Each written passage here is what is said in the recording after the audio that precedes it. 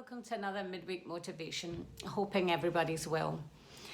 Now, we've been in lockdown for quite a while now, so I know for some people the stress levels are on the rise. It can be particularly challenging if you have loved ones, family or friends that you're worried about. So how do you cope with that kind of stress? What if you're somebody you really love that you're worried about? You can't just stop thinking about them. I mean, for somebody to tell you to do that, it's almost impossible. You love that person, they're on your mind. So I'd like to tell you about a little technique I've been using for quite a few years now that has been really helpful for reducing stress levels with this situation. In a previous episode, I did talk about the HeartMath Institute connecting your heart. Your heart has neurons in it, which work like the brain. It stores memory, and it's really like your second brain. And I did talk about putting your hand on your heart, focusing your energy on connecting your brain with your heart together. And that should be for a minimum of 2 minutes while doing some slow, deep breathing. So what I'd like to do is take that in combination with another little technique and help deal with stress when you're thinking about a loved one. So what I do is I do the HeartMath Institute, hand on my heart, close my eyes, a few minutes deep breathing.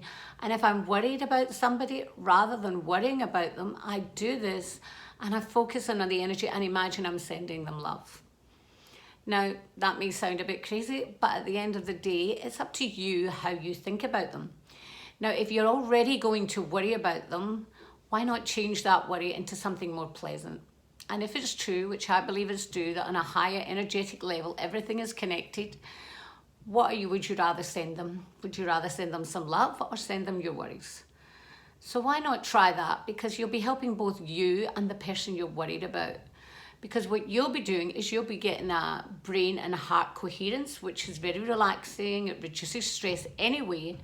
And rather than producing all that extra cortisol, because when you worry and stress about something and you're worried about someone else, you're producing cortisol in your brain, which is very damaging to the body.